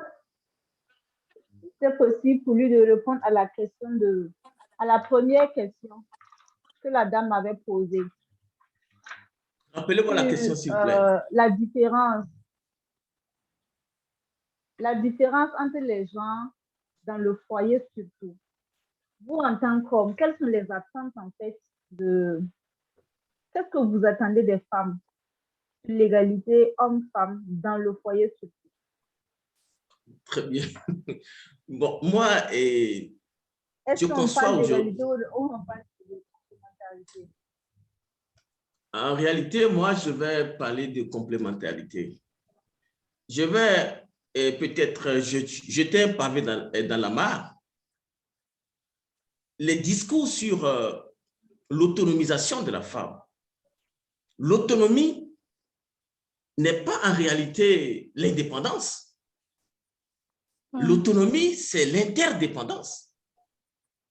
C'est-à-dire, la femme dépend de l'homme, l'homme dépend de la femme. C'est ça l'autonomie. Et les discours qui tendent à radicaliser les femmes dans une position d'indépendance, ça les oppose parfois aux hommes. Et ce n'est pas bien. Moi, je veux que ma femme puisse aussi avoir la parole en termes économiques, financiers, en termes d'éducation des enfants, en termes de beaucoup de choses, qu'elle puisse prendre la parole parce qu'elle est autonome, parce qu'elle aussi produit. Elle produit. Donc, je ne veux jamais une femme qui ne produise pas. Ce n'est même pas bien pour l'évolution de l'homme. Donc, l'égalité, en réalité, ce n'est pas chose qu'il faut souhaiter, mais l'interdépendance. La femme dépend de l'homme, l'homme dépend de la femme. Et ça évite les divorces. Lorsque la femme sait qu'elle dépend de son homme et l'homme dépend d'elle, le divorce devient difficile. Donc, voilà ce que j'allais répondre. Je ne sais pas si vous êtes satisfaite, madame. Oui, je suis d'accord avec vous, monsieur le maire. Merci beaucoup. J'espère que c'était madame Nana, vous êtes satisfaite à la réponse que monsieur Léonard a donnée. Je voulais aussi placer un mot et peut-être une question sur laquelle on pourra tous réfléchir. Je discutais avec un monsieur hier à l'occasion de Journée de la femme, les Journées internationales des droits de la femme, parce qu'il y a des gens qui considèrent ça maintenant comme une fête, comme une journée où on doit faire des choses, tout en oubliant les vrais sens et la vraie importance de cette journée, tout en oubliant qu'il y a des femmes qui se sont données pour que cette journée soit commémorée, non seulement la journée, mais pour que les femmes soient traitées au même pied d'égalité que les hommes, même si on n'a pas encore atteint un pourcentage souhaitable, mais quand même, il y a des gens qui ont donné et elles se sont données pour que ces rêves-là soient une réalité qu'on est en train de vivre aujourd'hui. Je dirais même c'est une grâce que nous, les femmes, sommes en train de bénéficier de ça. Parce que si elles ne s'étaient pas levées pendant ce temps-là, peut-être jusqu'aujourd'hui, on sera dans la même situation. Alors, c'est vraiment quelque chose à encourager. Alors, le monsieur m'a parlé du fait que les gens prennent toujours le droit de la femme et ils veulent que la femme soit privilégiée à cause de ceci ou cela. Mais il m'a parlé, c'était juste une information que je n'ai pas vérifiée en fait. Mais j'aimerais peut-être qu'on puisse vérifier ça ensemble. Le monsieur m'a dit, savez-vous qu'en Tunisie, il y a un monsieur qui a créé un mouvement des hommes, un mouvement de contestation des hommes pour leurs droits.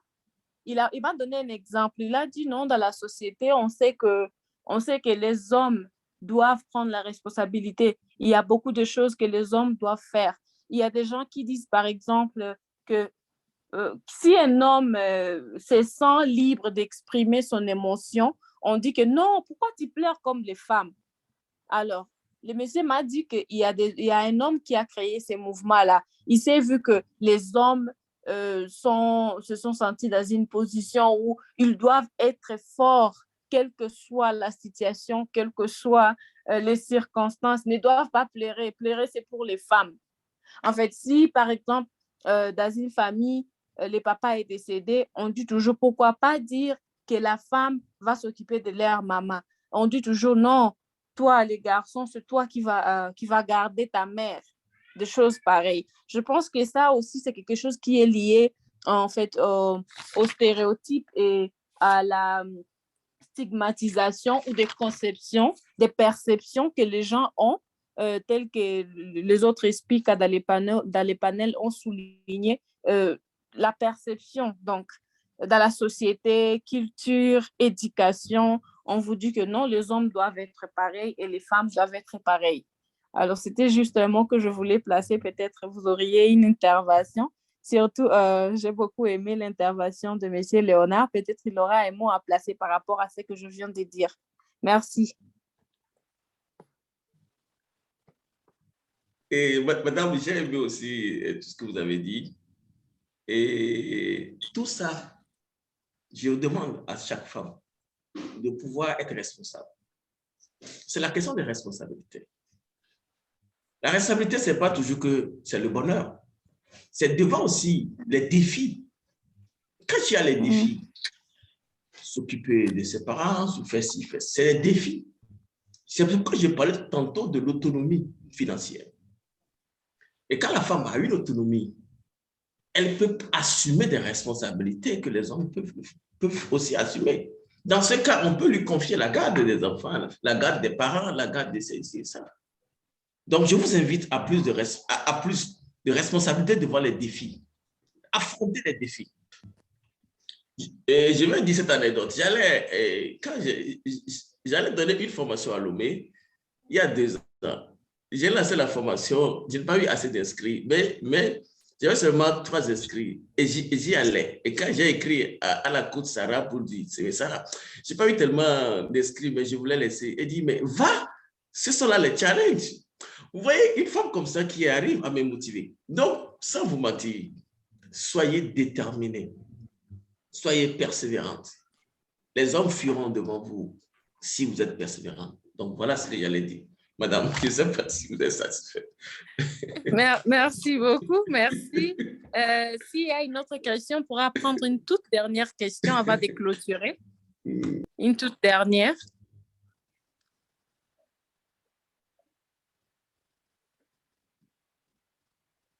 Mesdames, est-ce qu'il y a quelqu'un dans les groupes qui a une question ou peut-être une intervention? Ça sera la toute dernière. Oui, moi j'ai eu une intervention. Oui. C'est vrai que je vous ai repris en boucle. J'ai écouté tout ce que monsieur le maire a dit.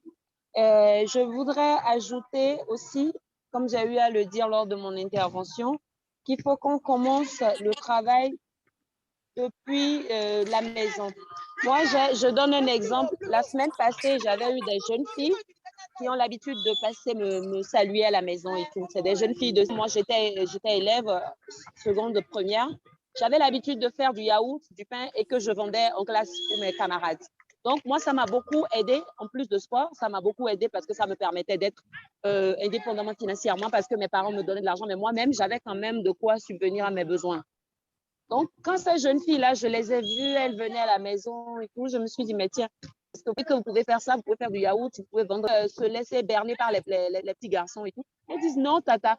Et en même temps, sur le champ, j'ai dit, OK, on va faire un essai, on va faire déjà un petit budget.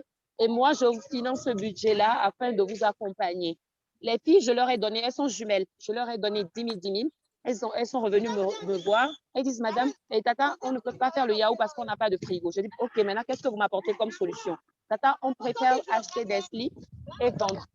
Elles sont allées au marché avec les 10 000 francs que je leur donne. Je ne m'attendais pas qu'elles aient un vrai stock de marchandises. Elles ont acheté la marchandise le samedi matin.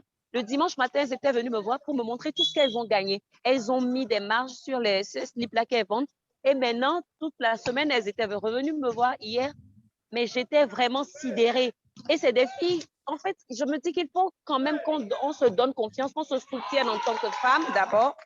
Et après, il y a un travail de fond aussi qui doit être fait. Sensibilisons nos filles, motivons-les. L'information, tant que l'information ne leur est pas parvenue, elles ne peuvent pas savoir, surtout les jeunes filles de 16 à 17 ans et tout, parce qu'elles pensent que en fait, dans la famille, on se dit c'est le papa qui assume, mais nous aussi, on peut le faire comme M. Léonard l'a dit, c'est la complémentarité. Et moi, je fais ce travail-là autour de moi déjà, et si chacun essayait de le faire, je suis sûre que nous allons arriver au résultat escompté. Merci beaucoup.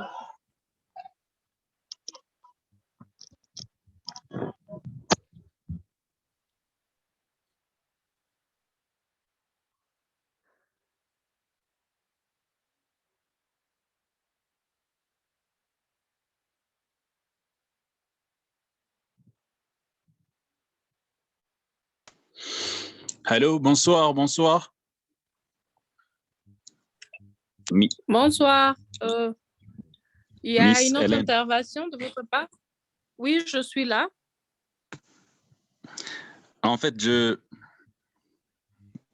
sais pas, c'est peut-être qu'on est à la fin. Je voudrais placer un mot et aussi donner quelques communiqués. OK. Allez-y. Et avant ça, je voudrais, en fait, je tiens sincèrement à féliciter toutes les participantes et aussi les interventions qui ont été dignes d'attention.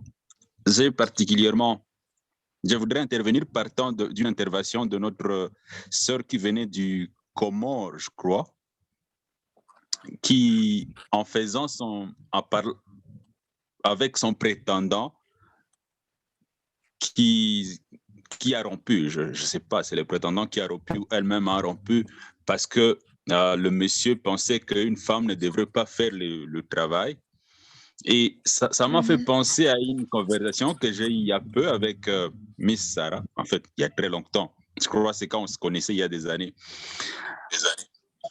On se disait, la vie, c'est plus une question de négociation. Vous obtenez c'est pourquoi vous négociez. Et pour négocier, vous devez savoir votre valeur. Cela revient à ce que le coach Léonard a dit. Et j'aime bien ce que notre dernière intervenante a dit, que les dames qui sont déjà éveillées, vous qui avez participé à cette conférence, devenez mentor pour les autres jeunes dames dans les quartiers, dans la famille. Aidez les autres femmes, en plus de vous, à découvrir votre valeur et négocier pour ce que votre valeur mérite. Je ne sais pas si ça se fait comprendre dans ces langages-là. Donc, c'est vrai, les stéréotypes ont été construits, on n'y peut rien. Les coutumes, les religions, comme Miss Emmanuela l'a dit, il y a beaucoup d'autres facteurs qui construisent toutes ces raisons pour lesquelles on discrimine la femme. Mais il n'y a pas que les femmes qui sont discriminées, il n'y a pas que le fait d'être femme qui fera qu'on vous discrimine. Il y a beaucoup d'autres raisons. Mais si vous développez votre compétence, si vous développez votre valeur, à un moment donné, vous devenez non seulement indispensable, mais vous devenez unstoppable. Je ne sais pas si ça se dit en français, mais j'aime bien le dire, unstoppable. Personne ne peut vous stopper tellement que votre compétence va crier fort. C'est un peu ça l'intervention que je voudrais placer pour encourager toutes les participantes à ne pas trouver être femme comme une excuse, mais aussi l'égalité ne devrait pas être une question de compétition entre hommes et femmes, mais plutôt de complémentarité. Quand vous savez votre valeur, vous savez ce que vous apportez dans cette relation, alors vous savez établir des limites à ne pas franchir et vous savez, en fait, vous savez avoir une place de choix dans le business, dès lors que c'est une question de négociation. Et la négociation, c'est savoir ce que vous voulez et savoir ce que vous êtes prêt à donner. C'était en quelque sorte ça l'intervention. Mais en fait, à terme de communiquer, nous avons eu la même conférence hier en version anglaise. Et le vendredi prochain, il y aura une version en portugais. Oui, merci beaucoup. Nous aimerions inviter toutes les participantes. Si si vous le pouvez, si vous pouvez joindre la conférence de portugais, tant mieux, mais plus particulièrement joindre le mouvement, l'organisation Youth in Africa. Et j'espère que Miss Sarah va mettre le numéro déjà dans une box, dans les chats, pour permettre à ce que vous lui écrivez et que vous intégrez les différents groupes WhatsApp à travers lesquels vous pouvez avoir les informations. Et Youth in Africa organise aussi une conférence internationale au mois d'octobre. La conférence aura lieu à Accra, au Ghana. Et nous serons ravis d'accueillir encore toutes ces grandes dames qui ont participé à notre conférence aujourd'hui à Accra, à fin octobre. Merci et soyez bénis, devenez instoppables. Merci. Merci beaucoup pour cette motivation. J'espère que chaque dame qui a été présente ici va rentrer avec une nouvelle énergie, surtout qu'on a reçu plusieurs motivations. Il y a nos consciences qui ont été réveillées. Peut-être certaines étaient déjà presque, elles étaient sur le point d'abandonner leurs rêves, leurs ambitions. Je pense que c'était vraiment une soirée agréable pour nous toutes et j'espère que vous avez passé un très bon moment de Youth in Africa. De notre côté, nous tenons vraiment à vous remercier d'avoir répondu oui et d'avoir été là avec nous du début jusqu'à la fin, bien qu'on a eu vraiment beaucoup le temps de prolongation et des retards par-ci par-là, mais nous vous remercions beaucoup d'avoir été là. Pour ceux-là qui se sont joints à nous un peu en retard, vous pouvez suivre la conférence du début jusqu'à la fin sur les comptes Facebook, sur notre page Facebook, vous allez trouver l'enregistrement là-bas de cette conférence. Merci beaucoup, merci. Nous vous remercions du fond de notre cœur et devenez instoppables. Laisse-moi utiliser un peu les français de M. Ushindi. Nous allons demander à Madame... cette fois-ci, je vais demander à un monsieur. Je ne sais pas si Madame Sarah a une dernière communication pour qu'on puisse clôturer cette réunion. Miss Sarah, do you have any information to share with us before we could conclude the meeting? Okay, I hope you're going to translate. Okay. All right. So thank you. Thank you so much to all our speakers. I see it has been a very engaging session. Merci beaucoup à toutes les intervenantes et merci pour ceux-là qui se sont donnés et on voit que ça a été vraiment ça a été une conférence où tout le monde s'est senti engagé et les gens étaient vraiment intéressés. And the theme for this year, for International Women's Day this year is equality today for a sustainable tomorrow. I think it's a very relevant topic in this day and age.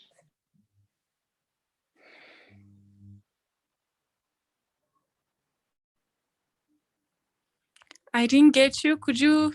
Oh, I'm saying the theme for this year's International Women's Day theme is very relevant. It's very relevant. Did you get me? Okay. Yes. Yes, I'm saying the theme for International Women's Day this year is very relevant. Oui, elle dit que en fait, la célébration de Journée internationale de la droit de la femme a vraiment, de cette année, avait vraiment la raison d'être. Yes, which is basically, we are saying break the bias because they are, yes.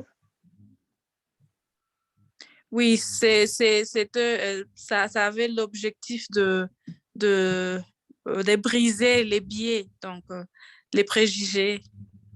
Yes, because we must name these biases that are there, and some of them are self-imposed in our minds as women.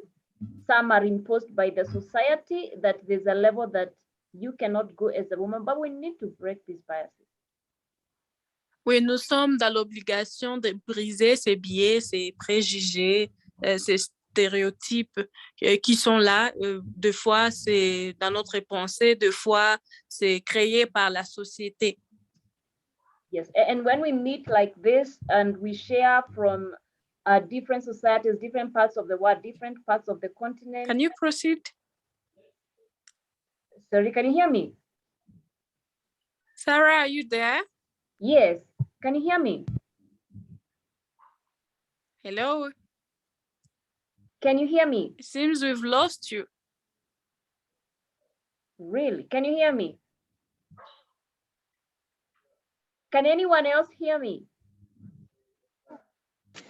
Yeah, we can hear, I can hear you, and I can hear Ronis. I can hear Ellen also, but it seems that you cannot hear each other. No, I think it's Ambassador Ranisa who has a connection problem, not me.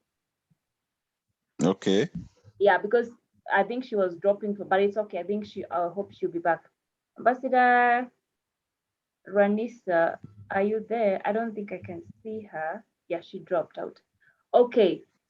No, basically that's just my contribution, that it's very important when we meet and share and encourage each other from different parts of the continent and the world. You want me to translate? Yes, please. Please come again.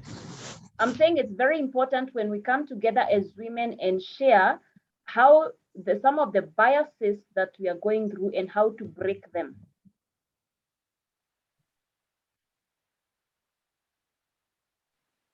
C'est temps quand les femmes se réunissent comme ça, de s'encourager mutuellement et plus particulièrement dans le sens de briser ces biais qui est créé par, en fait, qui a été installé déjà depuis longtemps, mais il faut le briser. Et ça ne peut être possible que lorsque les femmes se réunissent comme ça et partagent des expériences et s'encouragent mutuellement. Okay, I see Naomi's hand is up, but before we go to her, as an organization, Youth in Africa, we provide a platform where we can provide skills that will help us to be able to break every bias and achieve our greatest dreams. En tant que Youth in Africa, nous disposons de plateformes à travers lesquelles nous partageons des formations, nous permettant de briser toutes les dimensions des biais qui sont créés. Et ouais.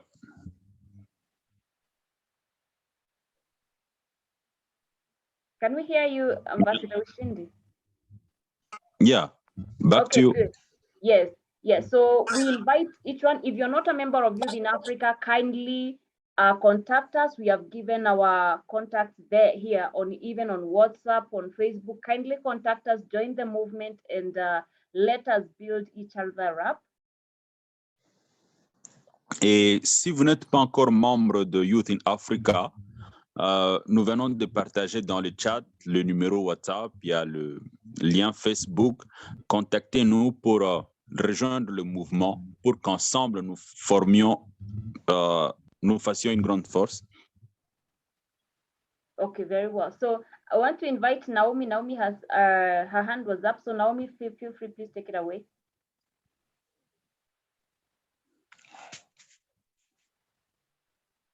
Can you hear me? Yes. I just wanted to propose to interpret when Ambassador Ranisa was off. Then I didn't have any question. Oh, thank you, Mercy. Thank you. So Okay. which country are you from, Naomi? I'm from DRC. Oh, wow, that's wonderful. That's wonderful. Yeah. Mercy Buko. So over to you, Program Director, and thank you so much for a great job. Oui, nous disons merci beaucoup. Merci à tout et chacun, chacune, qui a vraiment pris du temps pour être là, se disponibiliser pour répondre oui à ces rendez-vous. Ça a vraiment été très constructif et je pense que nous toutes et nous tous, nous avons bénéficié de quelque chose dans cette conférence. Et voilà, nous sommes arrivés pratiquement à la fin de notre conférence d'aujourd'hui, de cette soirée. Mesdames, nous vous remercions beaucoup, infiniment, pour avoir été là et devenez instoppable. Je ne vais pas m'arrêter, je ne vais pas cesser à dire ça. En tout cas, s'il y a une chose qu'on doit retenir quand on quitte cette conférence, ça doit être ça.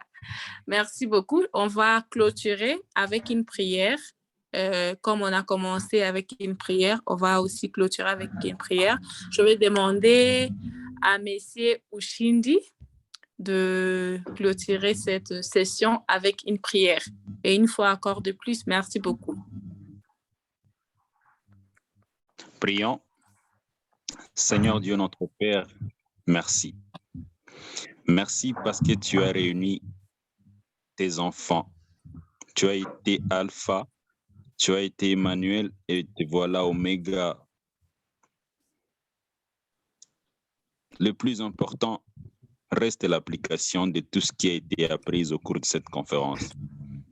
Éclaire le pas de chacune de tes filles et de chacun de tes fils qui aura bénéficié de ce message. Fais de toutes ces participantes et participants, ambassadeurs et ambassadrices de ton message et qu'ensemble nous portions plus haut l'étendard de l'Afrique et de nos communautés. Nous devons briser ces barrières et que tout cela soit pour ta gloire et que l'honneur et louange te soient rendus par notre manière de vivre. Nous prions ainsi dans le nom puissant de Jésus-Christ. Amen. Thank you. Amen. Merci beaucoup. Je vous souhaite une bonne soirée et merci à toutes les intervenantes d'avoir. Yes, please. Maybe yes. we can turn on our videos and take a photo together. Nous demandons à tous et à toutes de juste ouvrir votre vidéo pour qu'on puisse prendre une dernière photo. La toute dernière, si on peut juste ouvrir nos vidéos. Mesdames, on veut vous voir avant de clôturer. Je sais que dans certaines régions, la connexion est vraiment pas stable. You're taking it? Un peu sombre hein, parce que c'est maintenant que je rentre. Je suis dans le Le timing dans la voiture. Donc, voilà. John, Jeju, Tressa, Marguerite. Oui, moi, je suis là. Merci beaucoup. C'est un plaisir. Turn on your video. Angela, Zelani, Naomi. Yeah, there are still some people who haven't turned on their video. Jean Dédier. Then we can do this. Arsène. Jean Dédier. Marguerite. Akeza du Burundi. Pour prendre la photo. Well. Okay, then we do like this. Okay, here we are. Okay. Okay. It's good? Yes, yes. All right. Okay, I've taken. Okay. Thank you so much. Bye-bye. Merci beaucoup. Bonne soirée. Bonne soirée. Et bonne nuit pour certains. Merci. OK. Bonsoir. Merci beaucoup. Merci. Merci Hélène, merci. Merci. Au revoir Sarah. Oh, au revoir.